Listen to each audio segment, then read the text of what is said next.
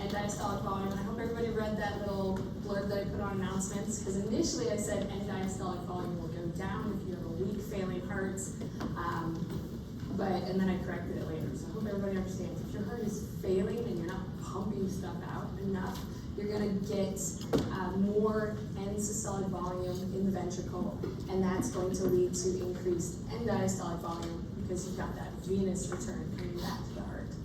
So, yeah, if your heart's not able to pump out enough fluid, you will get end systolic volume goes up, and diastolic volume goes up too. Stroke volume goes down. So we're going to get into heart failure. I've got my friend Goat here. I have a couple mentees. I only have a few. I probably have like 5 or 6 on here. So if you win, best out of the 6, you get the Goat. And I'm definitely a nurse. I love pens. So these are my favorite pens right now. These are Zenith Piloting Orandi. I got them off Amazon and they're awesome. Anybody tried these? Yes, okay. And they're good, right? Yes, yeah, they're fabulous. So my top 4 people, got your pens. And yeah, so we'll go into heart failure. I also have case studies, so we'll go over those case study questions, make sure you understand, feel comfortable, feel confident with cardiology. All right, so talking about heart failure, you can see from this picture, you've got a typical heart on the right side, you've got an enlarged heart. Cardiomegaly is what we typically call it on the left side right there. So heart failure, it's a syndrome, it's the outcome of anything that weakens the heart, anything that decreases cardiac output. So it's not a disease, it's the end product of those diseases. Some of the big factors, probably number 1 is coronary artery disease. So that atherosclerotic plaque that builds up and causes ischemia in the heart, that can lead to heart failure. Hypertension. Hypertension is a big one. If your heart is constantly pumping against really high arterial pressures, it's going to enlarge. So there's, if there's not enough flow coming out of the heart to meet body's demands, you're going to get congestion. It's kind of like a traffic jam. If your heart is weak, it's going to stop. Actually, I like to draw, so we're going to actually draw it out here. If your heart is weak, you're going to have your arteries, pretend your arteries come out this way, your veins come in this way. If your heart is weak, you're not going to get much blood flow right here, and you're going to get congestion backing up right here, which is why it's sometimes called congestive heart failure. It's kind of like traffic. You've got lots of free flow in front of the blockage, but if blood's staying in the ventricle, you're going to have a lot of congestion further back, like with traffic. So congestive heart failure, it's a really not a great prognosis. Only 50% of patients will be alive 5 years after their diagnosis. Only 25% of patients are alive 10 years afterwards. So it's definitely a fatal diagnosis. So looking forward, there's 2 things that your heart will do for congestive heart failure if you have that diagnosis. The first is it's going to hypertrophy. So if the heart has to pump against high pressures, the ventricle hypertrophies. Hypertension is probably the number 1 cause of why the ventricle is going to hypertrophy. So you've got these higher pressures to compensate. The ventricle is going to say, hey, if you're lifting, remember that example, if you're lifting like 20 or 30 pounds for bicep curls, I need more muscle. I just can't do that. So the ventricle says, we're going to go ahead and we're going to hypertrophy, we're going to become thicker so that we can increase that contractility. We can push against that really high afterload. So looking at that ventricle right there, do you think you're going to be able to fill that ventricle very well? No, it's gotten so much smaller. So what happens a lot in hypertrophy is that you don't get that end diastolic volume, that preload that you actually need. So your ventricles become thicker, they become stiffer, we call them non-compliant, so they don't stretch very well. With the larger the muscle, there's greater demand of oxygen from those coronary arteries, because your coronary arteries, they come in from the outside and they just come in and they're supposed to perfuse, sorry, let me change my color right here. They're supposed to come in and they're supposed to perfuse the muscle, but you're not really making more coronary arteries, so the thicker you get, the less oxygen you're going to get to those tissues. So it leads to a lot of higher oxygen needs, you get that poor artery circulation, and then it makes the ventricles less able to pump that out, it worsens over time, and then you also set yourself up for ventricular arrhythmias too, because you're not getting oxygen to certain cardiac muscles, they get really irritable when they don't get oxygen, and then you're more likely to have certain arrhythmias as well. Second major compensation is dilation. So if the ventricle, if your heart's not pumping very well, end diastolic volume increases because you're not getting that stroke volume out. Your end systolic volume is going to increase. And this goes back to that Frank-Starling mechanism. Remember that rubber band analogy? The Frank-Starling mechanism tells us that the more preload that you get into the heart, the stronger the contraction back. And so your ventricle says, okay, well, let's just get bigger so we can have more preload in there. And what happens is that works for a while. Your heart's able to get that stroke volume out, get a bigger contraction. But after a while, you're going to be so dilated, and the ventricle wall is going to become so thinned out that what you're left with is a big, floppy ventricle. It just does not contract that well. So your stroke volume will actually start going down, and you can't contract. You're going to be preload, overloaded, volume overloaded here. So a good example of this is like with ischemic heart disease, or if you've had a myocardial infarction, you have a lot of heart muscle that dies, and then you have, if you've had a heart attack, you don't have oxygen to that area is going to start to become scar tissue, and all of the other heart muscle has to make up for it, and so your heart is just not contracting very well. And so what it'll do is it'll start to dilate, trying to do that Frank-Starling mechanism, trying to get more preload, better contractility, and it just weakens. You've got a big floppy ventricle left. Alright, so have a mentee here.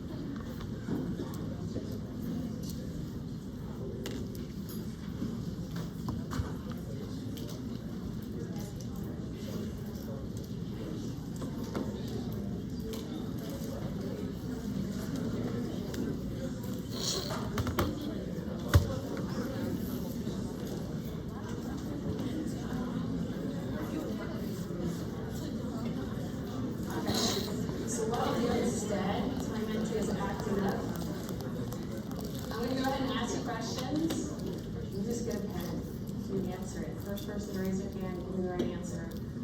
You get a pen. All right, so let's see.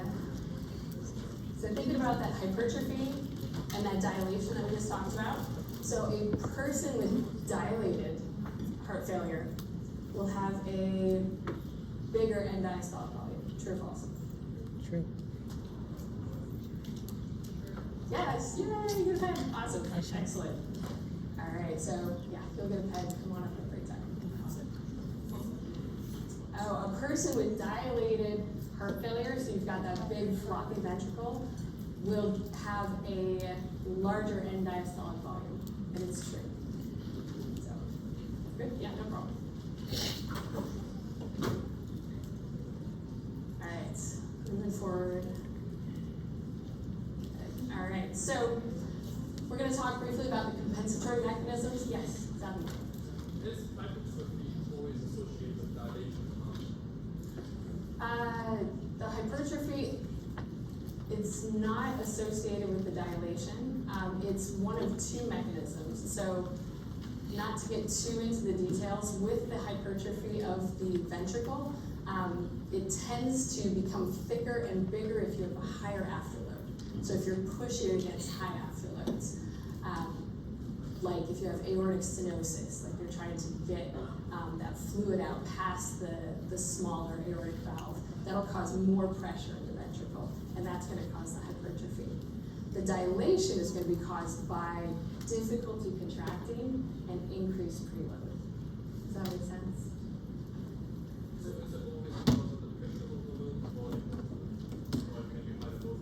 Yes, no, that's a great question. So going back really briefly, yeah, so the compensation is from ventricular volume overload for dilation. You're gonna have too much volume in the ventricles. And then with the hypertrophy, it's from that pressure overload. Does that make sense? Perfect. No, good question. All right, so a couple different ways that your body compensates. You've got those baroreceptors, the sympathetic nervous system, and if your heart is not producing enough output, which is what happens in heart failure, they're going to say we don't have enough stretch going on here, we want more volume. So essentially your baroreceptors step back, they let your sympathetic nervous system take over, your heart rate starts to go up, your vessels start to vasoconstrict, and it stimulates your heart to beat stronger and faster, which doesn't work well if your heart already is kind of sick too. And then your RAA system, which I'm sure you guys have heard all about, you're going to be great when you get to kidney function.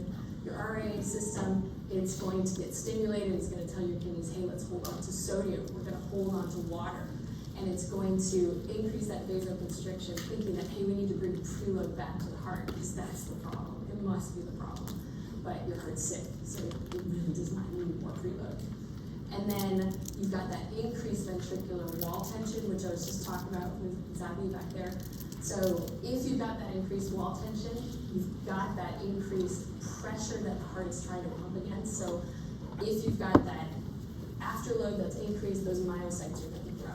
Kind of what we just talked about. They're going to get bigger, they're going to get thicker, they're going to get stiffer, chunkier ventricular wall. And then as time goes on, those compensatory mechanisms, they make stuff better initially, but then they really lead to more significant heart failure. Any questions on that? Yes?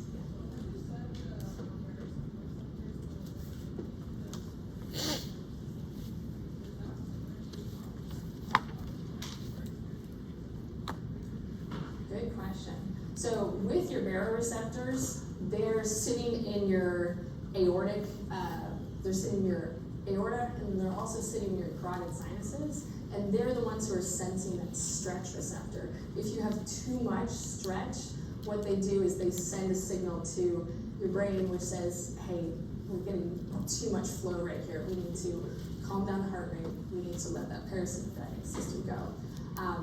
But if they don't get enough stretch, then they say, okay, sympathetic nervous system, take over. We want more blood flow going to the brain.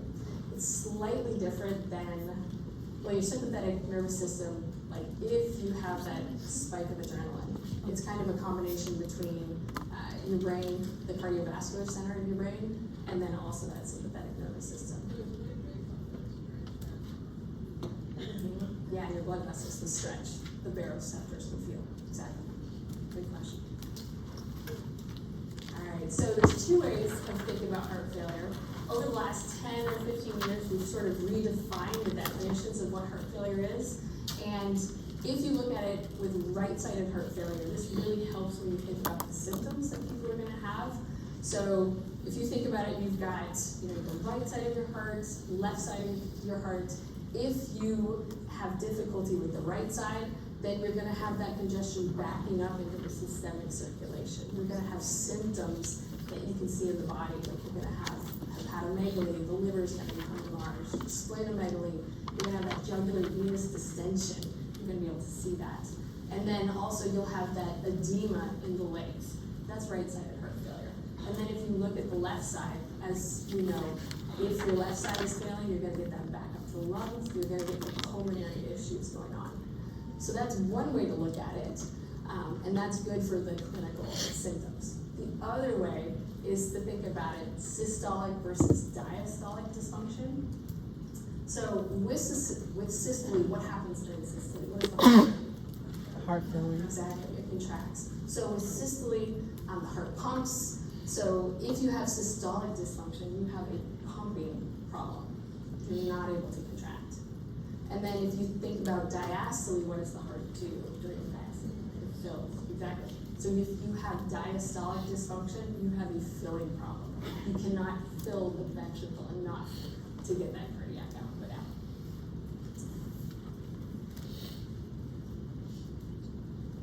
Any questions on that? Systole, diastole? Perfect.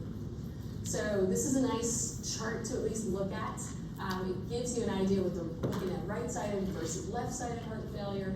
You can work through this. So with edema, with that congestion, if it's in the right side of the heart, what are some of those symptoms you're going to see? You're going to see it out in the periphery, in the systemic circulation. If you have that edema in the left side of the heart, if you're failing right there, it's going to go to the lungs. So thinking about it for an example, think about if you go into work one day and you're working in an adult cardiac unit and they say, hey, your patient today has left-sided heart failure. Think in your head, what are you going to envision this patient looks like? What do you think you're going to hear when you listen to his lungs with left-sided heart failure? Yeah, you're going to hear rails. Crackles. Exactly. What else might you hear, see? Yes? Crackles. What's that? Crackles in the lungs. Crackles, yeah, exactly, crackles. You know, probably some dyspnea because he can't get the oxygen in there. Maybe some tachypnea because you're having to breathe faster to get that oxygen level up. And then thinking about, especially with left-sided heart failure, you might actually have something called orthopnea. You guys studied that yet in health assessment? Okay, perfect, yeah. So how many pillows do they have to sit on at night? Or do they have to sleep on at nighttime?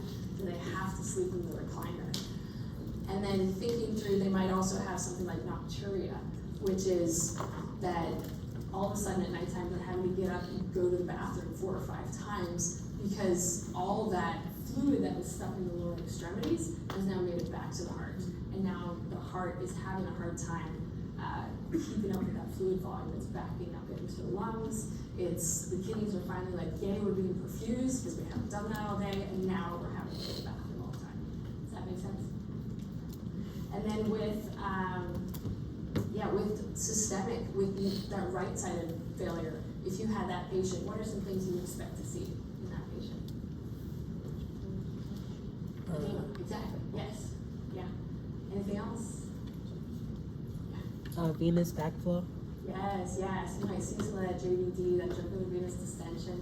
You might see even ascites, to where they've got so much increased backflow and pressure that a lot of that plasma, a lot of that fluid is starting to go into the abdomen, and then you can have this massive abdomen, or you can have what's called anasarca, where you're just edematous all over. If your patient is not perfusing all that well, if you have right-sided heart failure, what are some ways that you can tell that from your patient? What are some things that you can see that they don't have great oxygenation? Yes, cyanosis, exactly, yeah. And yes, decreased capillary flow, exactly, yeah. And one of the easiest ways to see if they're cyanotic, a lot of times you'll have that circumoral around the mouth pallor, or they might turn blue, especially in kids, if they're not perfusing well. You'll see that bluish tint around the mouth as well too. And then with that increased work of breathing, you might see head bobbing. You might see flared nostrils. You might see that supraclavicular tugging. All right.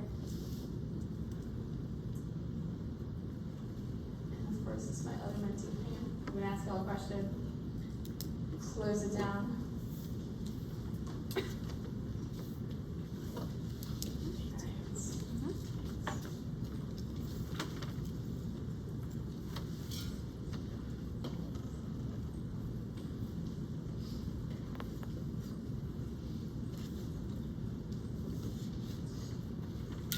This is a check all those body guys. All right.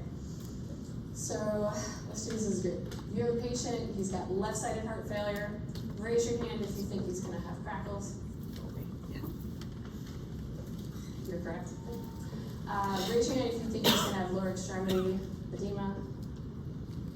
Is that right? Yeah, left side heart failure. All right. How about jugular venous distension? Oh, that's nice. Good. Good. How about orthopnea? Yeah, exactly. Yeah, so you're getting all that fluid volume overload in the lungs. Exactly. Perfect.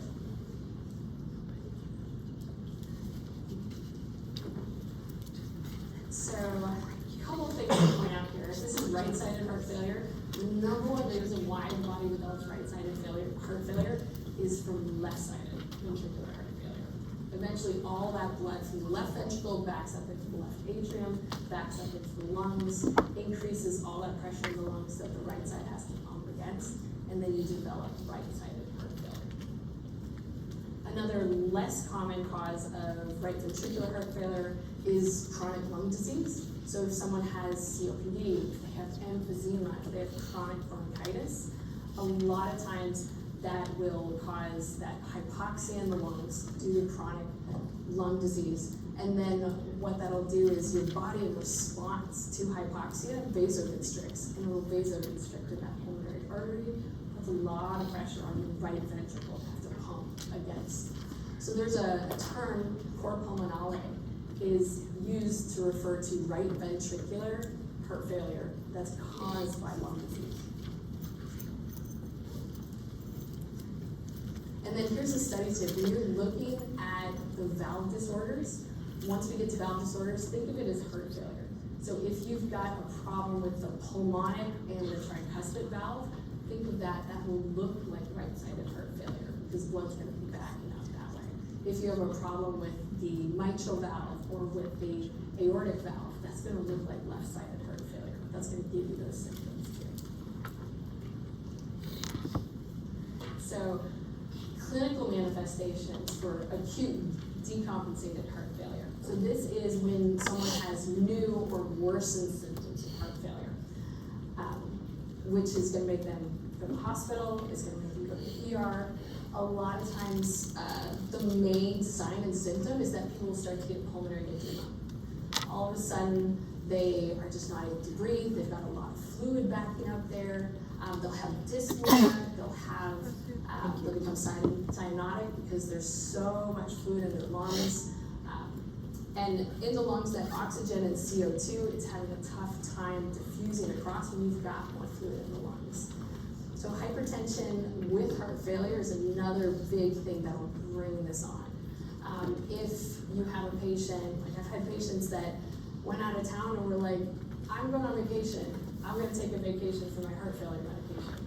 And then they wind up in the ER because they're so fluid overloaded. Or they go to the beach and they eat the seafood platter for every single meal for 5 days. They've got so much sodium in their body that they're holding onto it and then they're fluid overloaded. That's some of the big things that wind patients up in the ER. And they're too sick to send home with diuretics. They're too sick and they can't breathe to be monitored at home, so they have to be in the hospital. A lot of times what you'll see is weight gain. You always have to educate your patient, hey, if you gain 2 pounds in one day or 5 pounds over the weekend, that's a big issue. Heart failure patients have to weigh themselves every day because you've got all that fluid that's sitting in the body, making it hard for the heart to pump against. Some of the other signs and symptoms that you'll see is anxious. Why would somebody get anxious with heart failure? If fluid is not coming out, say left-sided heart failure, where is the blood not going to? The brain, yeah. So anxiety is like one of the number one things that you will see in someone with decompensated heart failure. They'll be agitated, they'll be restless because they're not getting enough oxygen there. And then they'll be pale, they'll possibly be cyanotic because what happens when your body vasoconstricts? What happens to your skin? Cold, yeah, you get cold, exactly. You get cold, clammy, your heart or your body, the sympathetic nervous system will shunt blood away from those accessory organs and they'll shunt it to your lungs, your brain, your kidneys, your heart. cold and clammy, you might have severe dyspnea, we talked about that, the wheezing, the coughing, sometimes you'll have frothy blood-tinged sputum because so much pressure is built up in those capillaries in the lungs that sometimes they'll burst. So you'll actually have someone that has like pink-tinged sputum coming out as well too. And then, again, the heart rate will be rapid. If they're in really bad decompensated heart failure, that blood pressure is going to be low. If they're just an early decompensated heart failure, it could be higher too.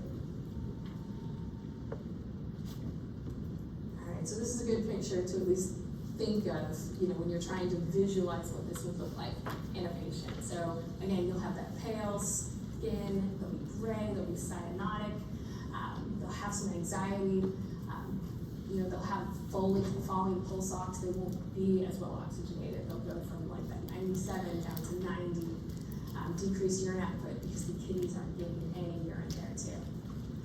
We like to, it's a nice thing to look at heart failure on this spectrum of congestion to hypoperfusion.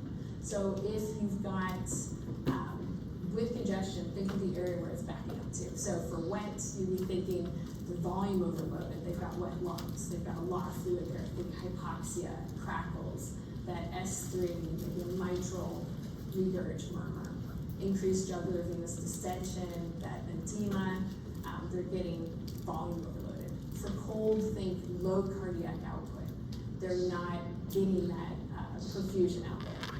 So they might have fatigue, they might have anorexia because all that blood is coming away from important areas, organs. So for warm, of course, that patient has normal cardiac output. And then for warm and dry, you would think, hey, this patient is well compensated. If they're warm and wet, they're well compensated on the right side, but they have wet lungs. Does that make sense?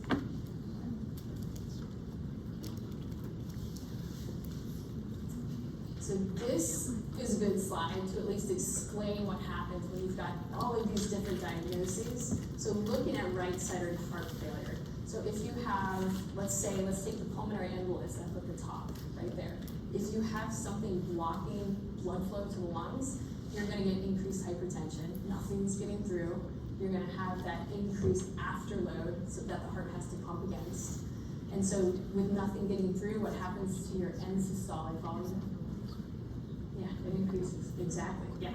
So if your end-systolic volume increases, it's going to back up into the right atrium. Now in your right atrium, the end-systolic volume is increased, and the pressure is there, and then it's going to back up into systemic circulation. This is a nice way when you're studying for your exam, looking through here and saying, hey, do I understand what happens with, right ventricle hypertrophy? What's it going to do in here? And then you can just go down the list.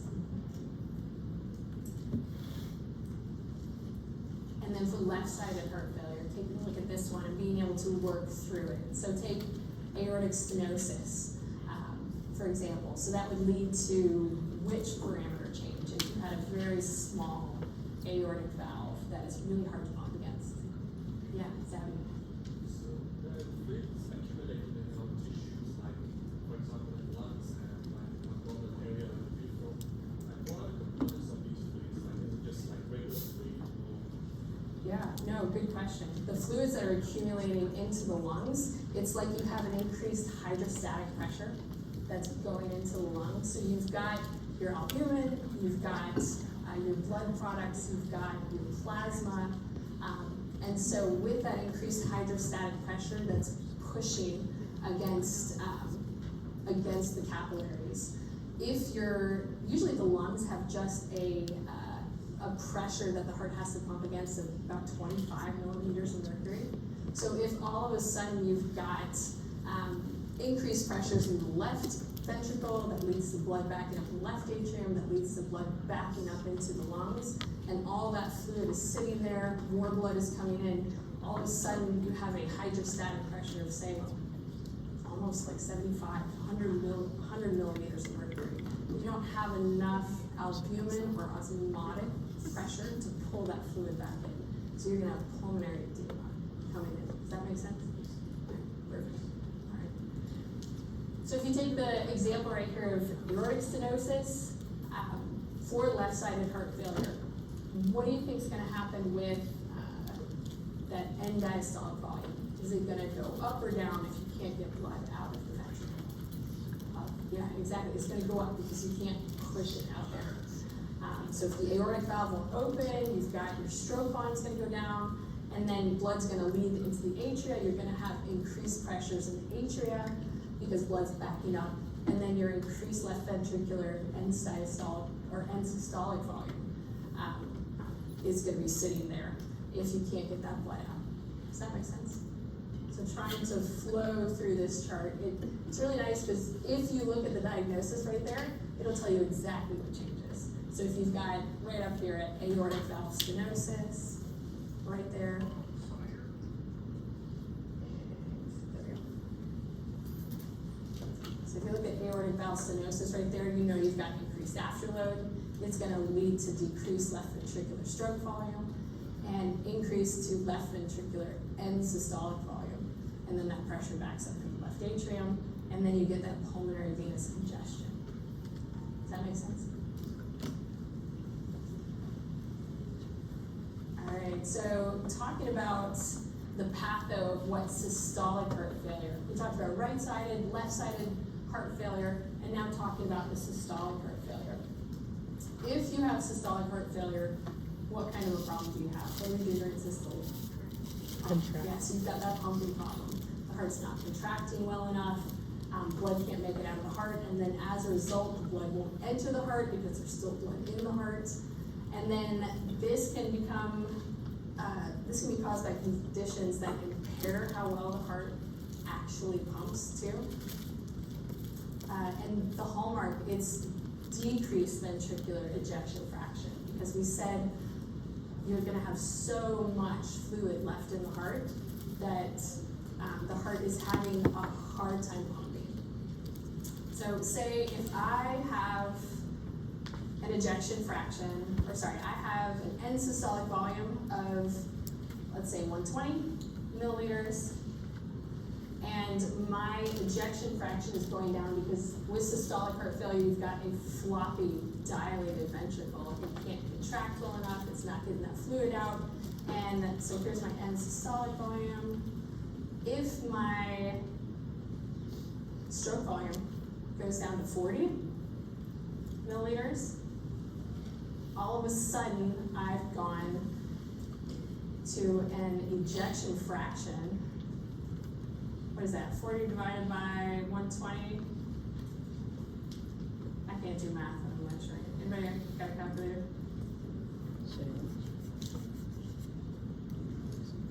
1/3. Okay, so 33% is my ejection fraction right here. Do you guys remember what normal ejection fraction is supposed to be? Yeah, typically 50 to 70 or 55 to 70. So the hallmark of systolic heart failure is that you've got a reduced ejection fraction.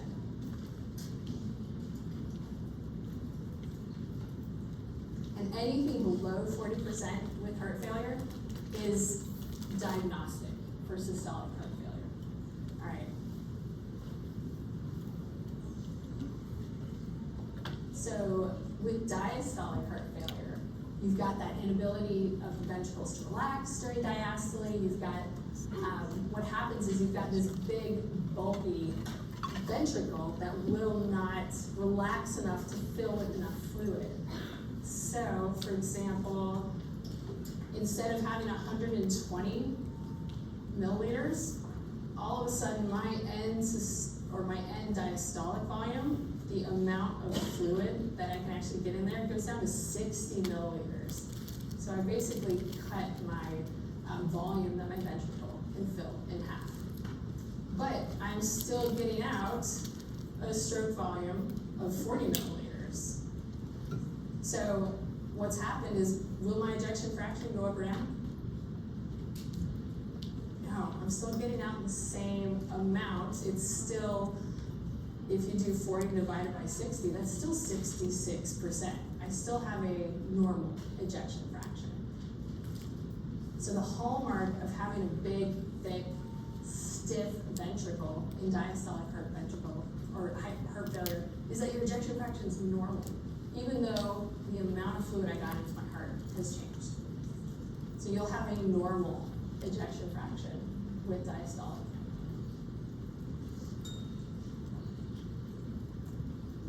And another way to describe this is sometimes we'll say this is heart failure with preserved ejection fraction. It doesn't change. With systolic heart failure, we say it's heart failure with reduced ejection fraction.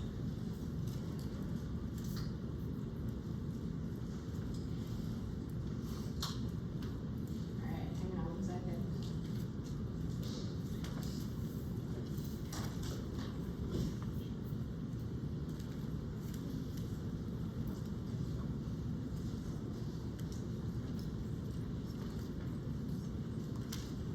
All right, so true or false?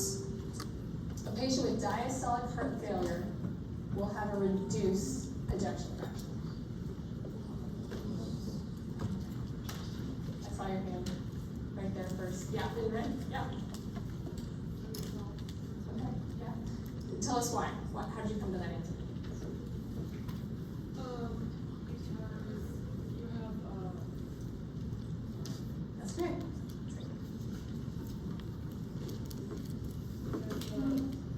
the problem is with the lab. Exactly, yeah, so it's a filling problem versus an actual pumping problem. So you're not getting enough in, you're still having a good stroke volume, and so you have that preserved ejection fraction. Good, excellent. Yes, yeah.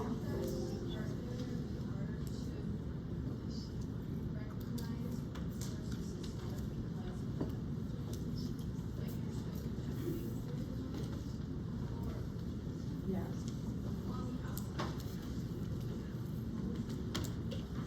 Yeah. So the way you would see it, you wouldn't be able to diagnose it just by looking at your patient and saying, oh, he's got fluid volume, it must be this one. What you'll see is on an echocardiogram, you'll actually get a visual picture of how the ventricle is pumping, and you can measure how much is actually filling that ventricle, and then you'll be able to diagnose it that way. So, good question.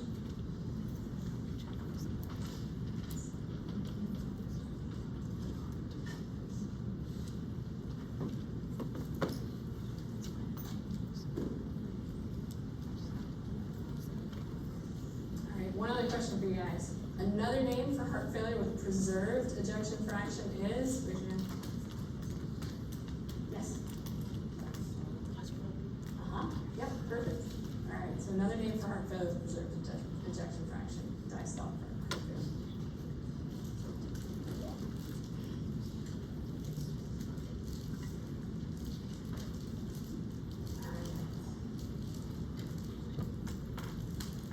So a patient with, let's say, cardiac tamponade, so someone who has fluid coming into the pericardial sac, what would you expect them to have as far as would they have systolic heart failure or would they have diastolic heart failure? If you're not able to, if you're so compressed with this fluid around the ventricle, what do you think will actually happen?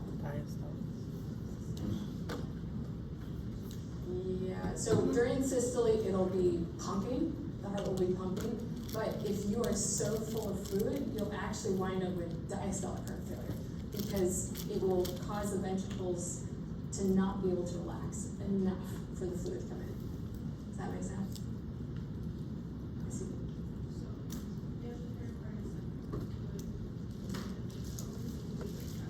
Yes, so the fluid will be compressing the ventricles in, so they won't be able to relax enough. Exactly.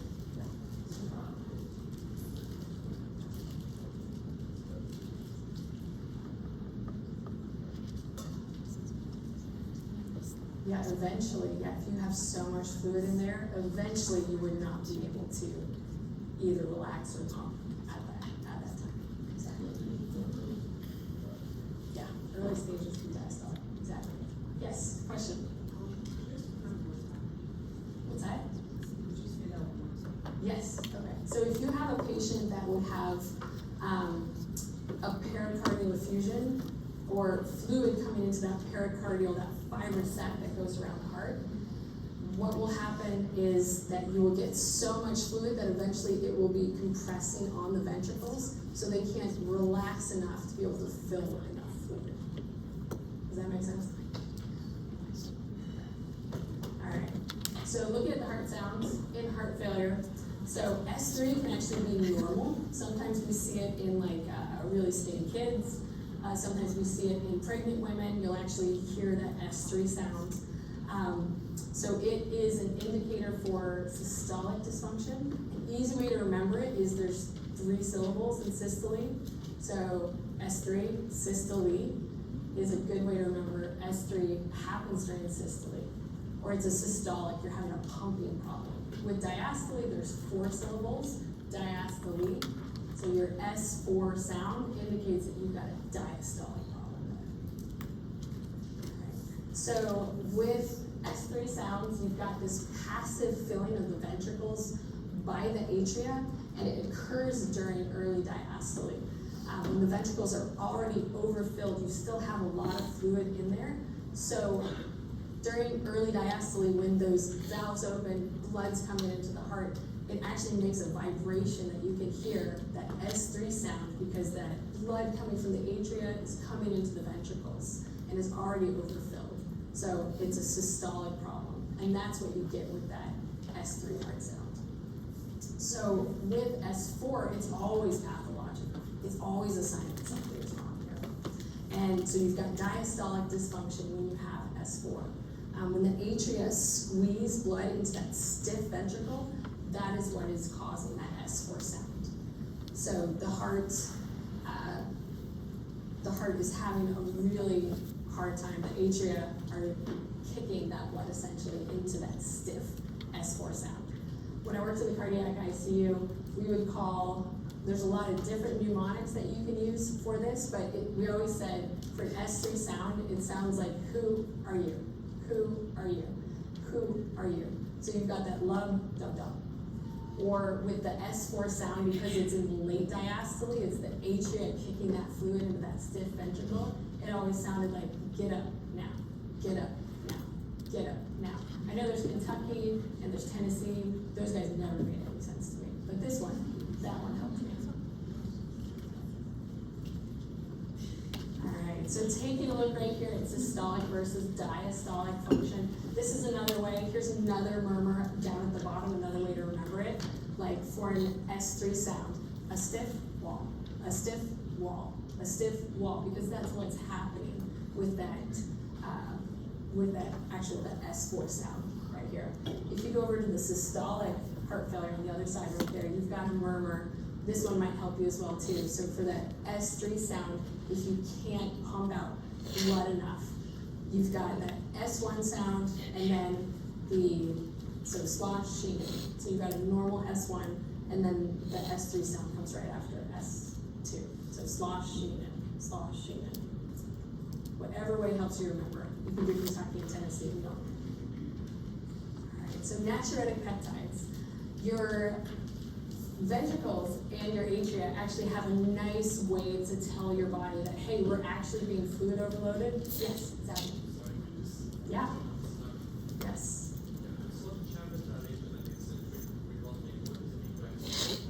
Yes, so eccentric remodeling is, so with systolic dysfunction, you've got that floppy, loose ventricle. Eccentric remodeling is your cardiomyocytes. They actually stretch. So the sarcomeres, they'll elongate. You'll get that dilated ventricle. With concentric remodeling, what you get with that stiff wall is that you'll actually get the cardiomyocytes, they'll hypertrophy, and they'll spread out. So you get this hypertrophic, thicker ventricle wall. Does that make sense? So eccentric is stretching, so you get that dilated ventricle. Concentric is the hypertrophy.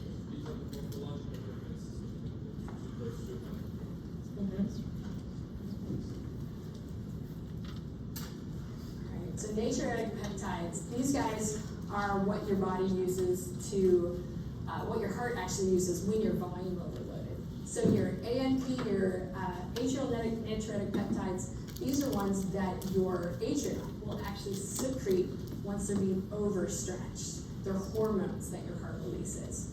and they're secreted by the atrial cells for the ANP, and then the BNP, it stands for brain-type natriuretic peptides, but it's actually secreted by your ventricles. Makes no sense. But, so what you'll see is your natriuretic peptides, they tell the sympathetic nervous system, hey, we are overloaded, you need to dilate, you need to reduce this preload. So the preload goes down with that dilation, and then they also go to the ADH in the brain, and they say, you need to stop. Stop pulling back water from the kidneys. We need less fluid volume. And then it also antagonizes the RAA system.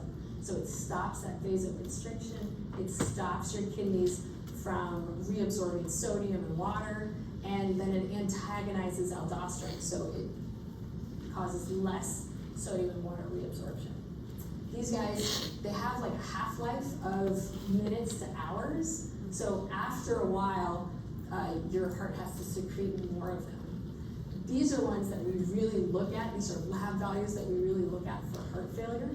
What you'll see, we really can't test for ANP, the atrial neuritic peptide, but BNP is excellent at least telling us who's got heart failure and how bad is it. If you have less than 100 BNP, if you can see that on your lab work, if it's less than 100, that's diagnostic for no heart failure. So if you have someone that comes in and says, oh my goodness, my heart hurts, I've got all this swelling in my legs, we're gonna check up for BNP. And if it's like 95, okay, good, this is not related to heart failure. But sometimes you'll see huge numbers. The highest BNP number I've ever seen was 1,300 in a patient. And she was walking around and she looked fine. She was just like, I'm really, really, really tired. And then she had to be hospitalized for heart failure. But greater than 900 BNP is huge. This person has severe heart failure. And then what we can do too, we actually have medication that will prevent your body from breaking down these natriuretic peptides. So they're called neprilysin inhibitors, because what they're doing, floating around your body, is what your medication is going to do anyway. You want to get that fluid volume off. So if we can keep that ANP and the BNP floating around, actually helping your body, all the better. So really quick, let's go over to a case study. We're going to go over to the Mr. Norell case study. Yes, yeah.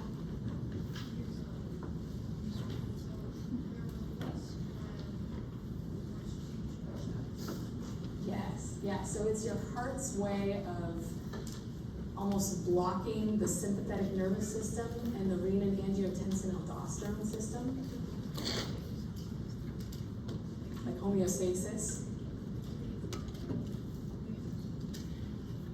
Oh, that's all right. So your heart will secrete these hormones in response to too much stretch.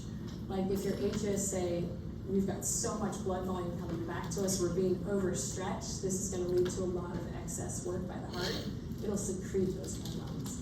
So if you have real bad heart failure, to where you've got all this fluid coming back to your heart, it's being overstretched, but it's too weak, it can't pump that volume forward, then your heart will secrete these BNPs, these ANPs.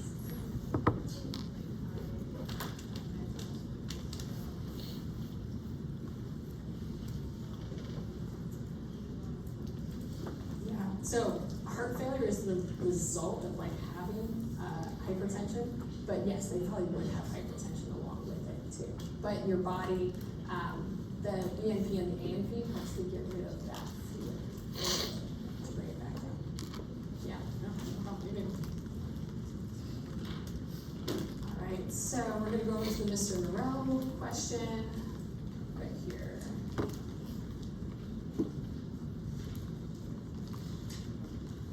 All right, mini case study.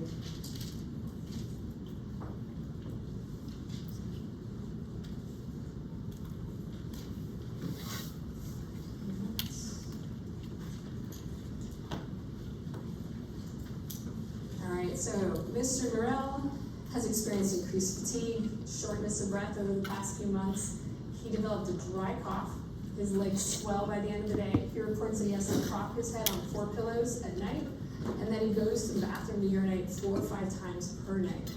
His past medical history includes diabetes, type 2, hyperlipidemia, peripheral arterial disease. An echocardiogram reveals an ejection fraction of 33%, and his BNP levels are 750.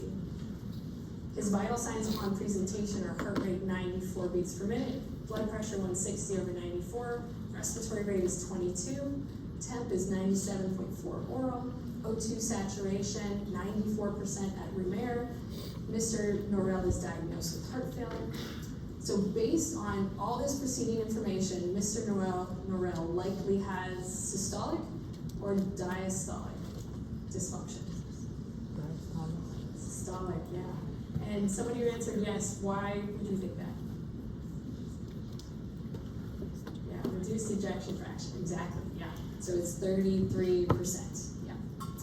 So BNP would most likely indicate which one? Increased end diastolic volume, decreased end systolic volume, decreased ventricular filling pressures, both A and B, or A, B, and C? A. I heard A. Okay. And why would that be? What do you think?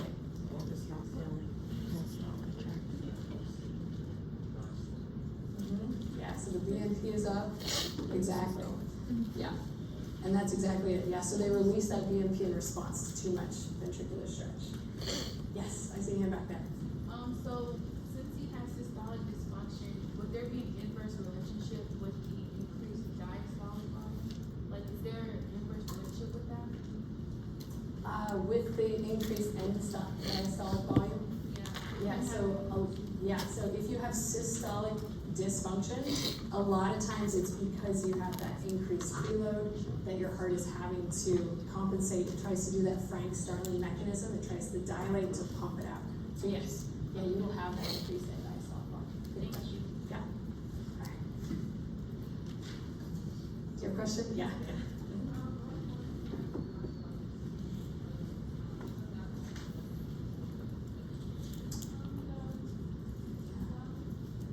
Yeah, so with systolic dysfunction, what is it, a pumping problem or a filling problem?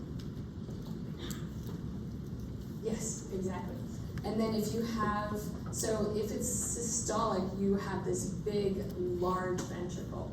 So with large ventricle, you're actually going to have those increased ventricular filling pressures because you've got more fluid volume coming back. So number 3, based on this scenario, Mr. Norrell is likely experiencing left ventricular dysfunction. Let's see, right ventricular dysfunction or biventricular dysfunction. I heard of biventricular dysfunction. Is that what someone said? Or which one? Left ventricular dysfunction. Okay. What does everybody think? Left, right ventricular dysfunction. Yeah. Someone who said both. Why do you think that? Yeah, the legs. Yes. Yeah, exactly. Yeah. So you've got that edema, so right-sided symptoms. You've got that cough, that orthopnea, the left side as well too. So both of them. Exactly. And then true or false? Left ventricular afterload. Left ventricular afterload appears to be severely decreased. Which one do you think? True. Boy. True. What part of his, like if you look back at his vital signs, what do you think? What does his blood pressure indicate? 160 over. Yeah, so his blood pressure is really high there. What would that indicate? Is his afterload high or low there? High. Yeah. So so the answer would be false because he's got that high blood pressure. So his afterload is actually really increased. All right, number 5. From a clinical standpoint, we probably need to focus on interventions that will increase Mr. Norrell's preload so that we can increase cardiac output. Is that true or false?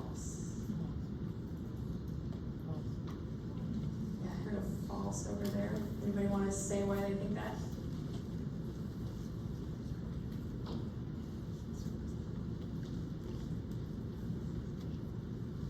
Okay. Yeah. Yeah.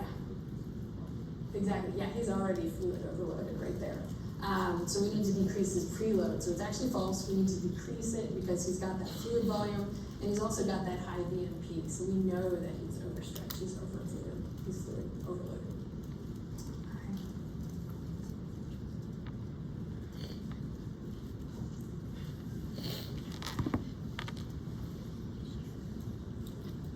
So with heart failure, you've got a vicious cycle. So thinking about, your kidneys, every time your kidneys aren't being perfused, they institute that RAA system. If your heart is already not contracting well, and your kidneys are saying, hey, we're not getting anything, so let's give you some more fluid with the RAA system, let's increase that preload, you get into this really ugly, vicious cycle.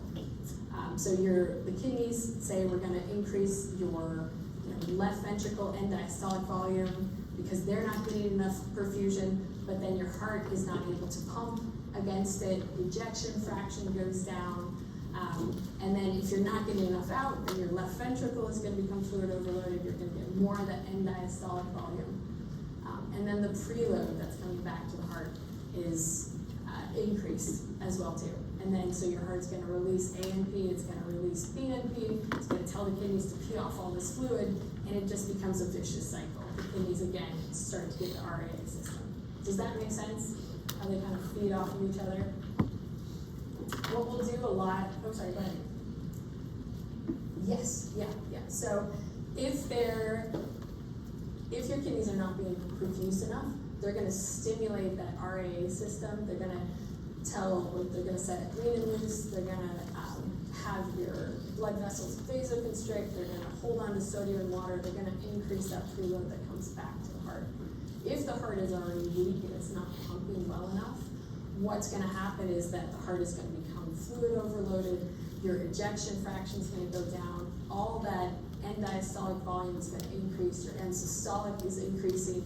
You've got the stretch, so your BNP is going to be released and tell your kidneys, please pee off all of that excess fluid. We can't handle this. And then your kidneys get upset as well because they're not being perfused again. Yes?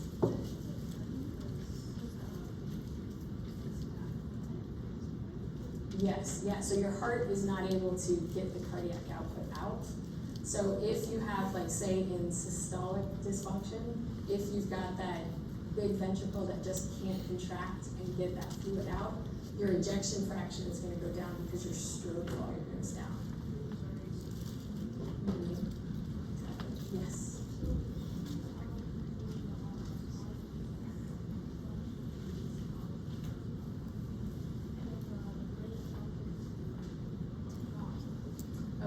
Yeah, so the hormones in the heart, even though it's called the brain natriuretic peptide, yeah.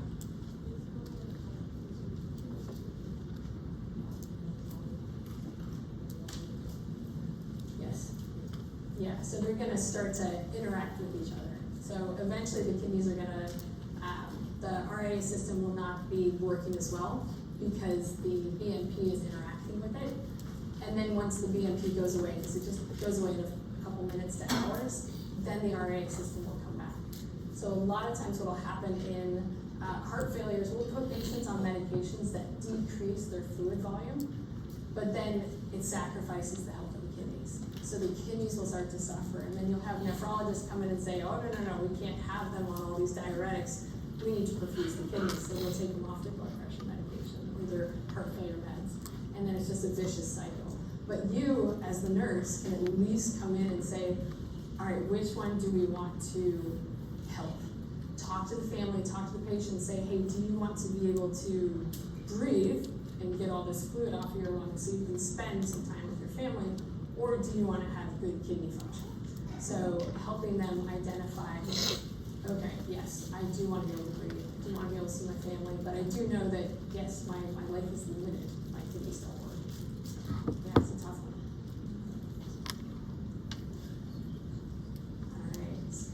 So talking through coronary arteries right here, we're gonna look at, switch gears and look at myocardial infarction. We're gonna look at the pathophysiology of that. So myocardial just literally means it's heart muscle. Infarct is death of tissue due to lack of perfusion.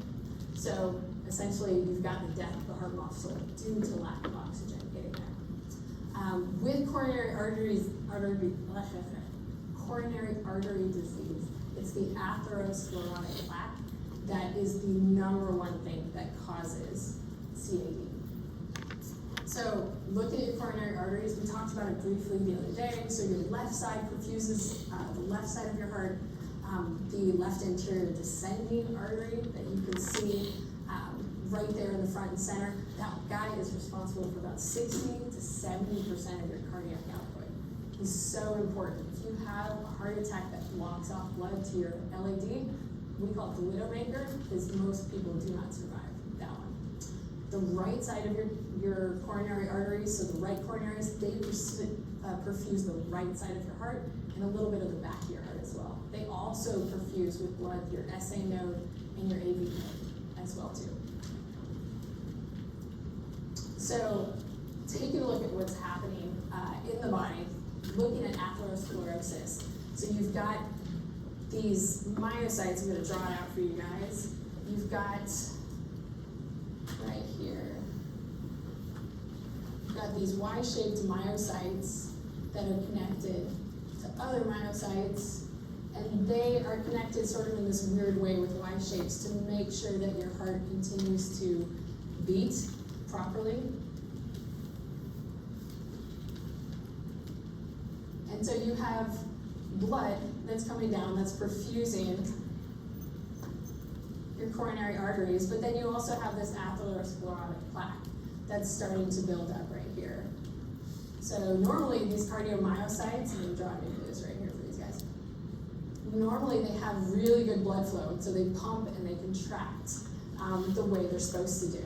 But if you start to develop a clot right here, like if this guy becomes eroded and then a thrombus starts to form, what you're going to get is less oxygen is going to those cardiomyocytes, the ones further downstream right here. And as the thrombus grows, they start to secrete these pain responses. So you start to get angina, and it starts to go to the brain, because these cardiomyocytes, without oxygen, they can't produce energy, they can't produce ATP, they're going to start to slow down, and eventually, if they don't get enough oxygen, they're going to stop. And then the other parts of the heart, all those other cardiomyocytes, they have to come in, they have to pick up the slack for those other cardiomyocytes that are not pumping. So your brain is overloaded with these increasing pain signals, and your brain says, holy crap, we've got to do something about this. We've got to get more oxygen to our cardiomyocytes. So what it does is it increases heart rate, it increases vasoconstriction, there's adrenaline release, so epinephrine. The heart will start to race, but you can't do anything about that clot. What you're doing is actually not getting any oxygen here. The heart is pumping harder and faster, and you're burning up more energy, more oxygen, trying to get blood to that spot. So taking a look at the progression of coronary artery disease, we saw this last week in that lecture, where you go from asymptomatic coronary artery disease to stable angina, and then to acute coronary syndrome. So unstable angina is ischemia without cell death. So you have lack of oxygen to that area of the heart without cell death. Unstable angina can really easily transition to something called NSTEMI or non-STEMI versus STEMI. And what that stands for is ST segment elevation myocardial infarction. NSTEMI is non-ST segment elevated myocardial infarction. So the first type, the STEMI, with that ST elevation, it means a major coronary artery has been occluded. I'm going to draw it out for you just so you can see what I'm talking about. So if you have, say this is a cross section of your heart, you've got your left ventricle over here, you've got your right ventricle on this side. right here. Say this is your left anterior descending coronary artery coming down. If you get a blockage there, what you will have is a major, a STEMI, so it's a full thickness blockage. Because this guy has a major artery, it perfuses a major part of the heart. So we call this is a transmural, trans meaning cross, mural meaning wall. It crosses the entire wall of the ventricle. You'll have, this is an ST elevation, myocardial infarction. And then the second type, the non-STEMI, is when you have an infarction or you've got a blockage in a smaller coronary artery. So remember how the coronary arteries, they actually come in and they perfuse into the muscle, the smaller ones? What you can get is a blockage in one of these coronary arteries. So what happens is you get tissue death, but not to the greatest extent like what you would get in a STEMI. So you have a little bit, right here you've got this occlusion, and yes, this tissue will die, but to a much smaller region. We call it a partial thickness. Yes, yeah. Yeah, give me 2 minutes. Yeah.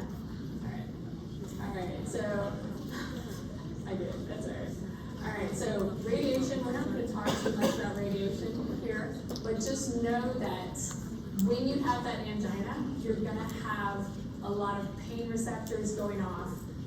Your nerves that connect to your heart, a lot of times they have the same origin, so you're going to get pain down your left arm. You're going to get that referred pain. You can get up to your jaw. And then sometimes what you can also get is, it might feel like indigestion because your brain is just not used to dealing with these pain signals. It interprets it as, oh, it's substernal, I must have acid reflux. But yes, so it will referred pain to other areas. And then women, diabetics, the elderly, a lot of times they have weird symptoms that are not the classic left arm up to the jaw. A lot of times with diabetics, the nerves are so far gone that a lot of times diabetics won't know that they've had a heart attack. Women will just say, I'm really tired, or they'll have more back pain. All right, so let's take a break, guys. 10 minutes. So come back at 3:19.